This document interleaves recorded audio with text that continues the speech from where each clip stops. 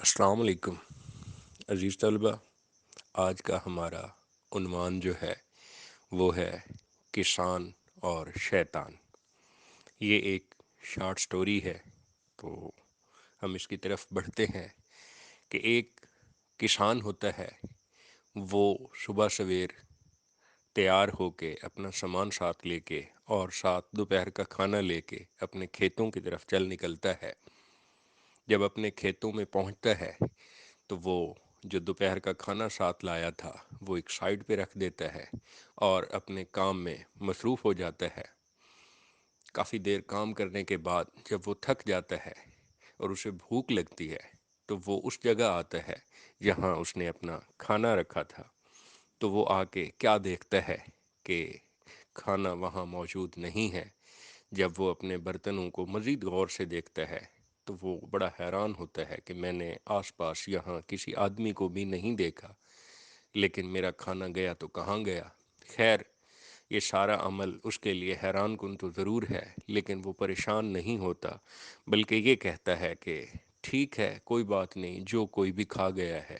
تو شاید وہ مجھ سے زیادہ بھوکا تھا، اللہ اس کا بھلا کرے، اللہ اسے نصیب کرے۔ تو یہ بات شیطان سن رہا ہوتا ہے، اور اس کے لیے بڑی یہ ایک عجیب بات ہوتی ہے کہ یہ کیسا آدمی ہے جس کا میں رزق کھا گیا ہوں، جس کا میں کھانا کھا گیا ہوں، اور یہ برا بھلا کہنے کی بجائے بلکہ صبر و تحمل کا دامن جو ہے وہ تھامے ہوئے ہے۔ تو یہ بات اس شیطان کو ناگزیر گزرتی ہے، اور وہ چاہتا ہے کہ اس کسان کو ورگلائے اور پریشان کرے، اور ایسے اچھے عمل کرنے سے جو ہے نا اسے روک کے باز کرے۔ تو وہ اپنے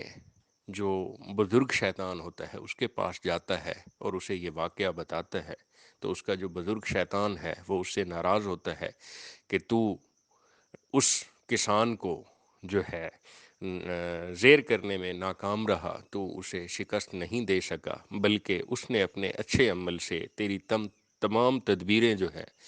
وہ زائل کر دی ہیں۔ پھر تو جا اور دوبارہ 3 سال کے عرصے میں اس کو اپنے تابع کر اور اس کو اپنا اطاعت گزار بنا، ورنہ میں تجھے بڑی خوفناک سزا دوں گا۔ تو وہ وہاں سے چلتا ہے اور پھر دوبارہ کسان کے پاس آ جاتا ہے اور بہت سوچتا رہتا ہے کہ کس عمل سے میں کسان کو اپنا تابع کر سکتا ہوں۔ تو آخرکار اسے ایک ترکیب سوچتی ہے کہ میں ایک مزدور کا روپ ڈھال کے اس کسان کے پاس جاتا ہوں اور اسے کام کی درخواست کروں گا، اور وہ ایسا ہی کرتا ہے۔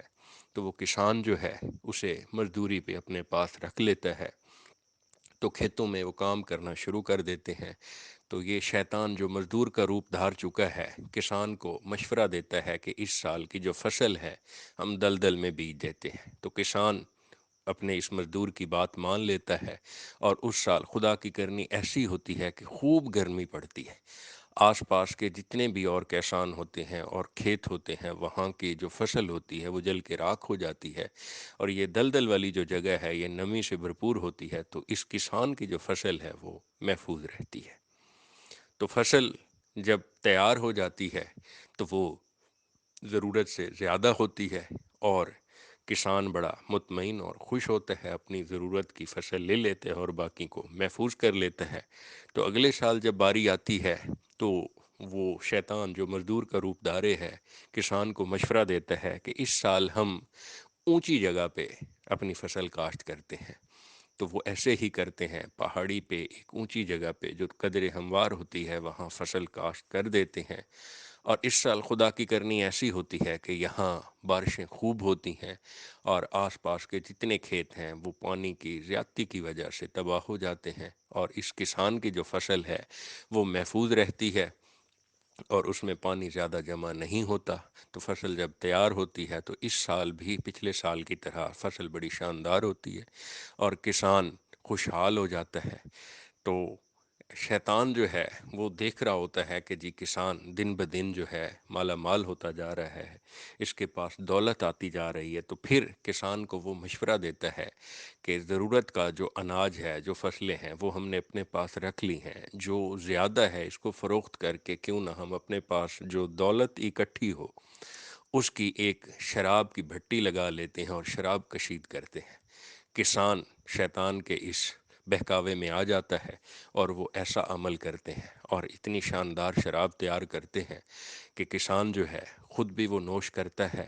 اور اپنے دوستوں کو بھی بلا لیتا ہے۔ تو اس عمل پہ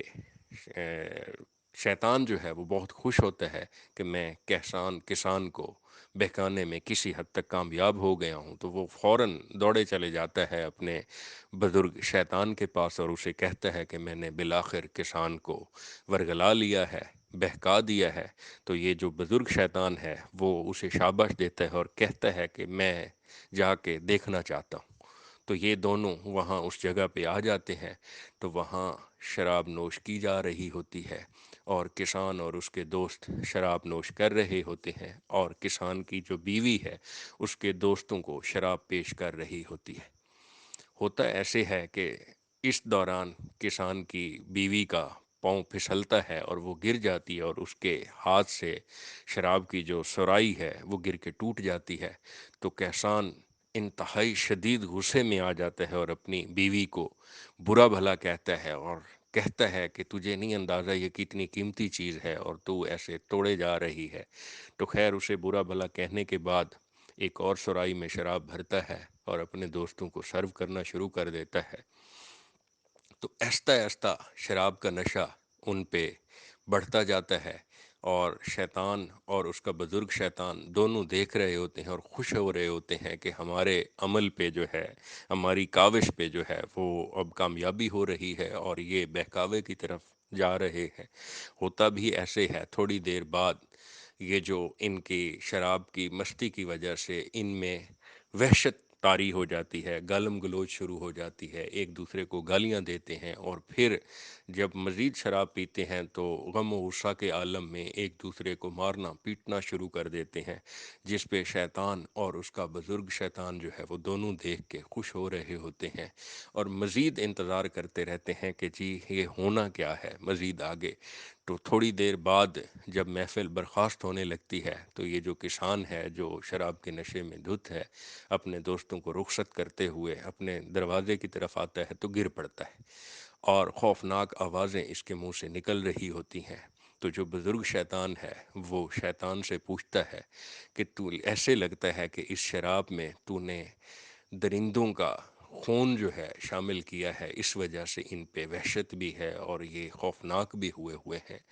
تو وہ یہاں کہتا ہے کہ جی میں نے کوئی درندوں کا خون اس میں شامل نہیں کیا، بلکہ میں یہ چاہتا تھا کہ پہلے سال جب کسان کے پاس آیا اس کے پاس وافر مقدار میں اناج ہو اور جو اس کی بچ جائے تو یہ عیاشی کی طرف چل نکلے۔ دوسرا سال بھی ایسا ہوا، تو جب اس کے پاس وافر اناج ہو گیا اور اس کو فروخت کر کے اس کے پاس مال و دولت اکٹھا ہو گیا تو یہ عیاشی کی طرف چل پڑا اور میں اپنے تمام تر عمل میں کامیاب ہو گیا۔ اس کے اندر پہلے سے وحشت اور درندگی موجود تھی، بس جو تھوڑی سی جو ہے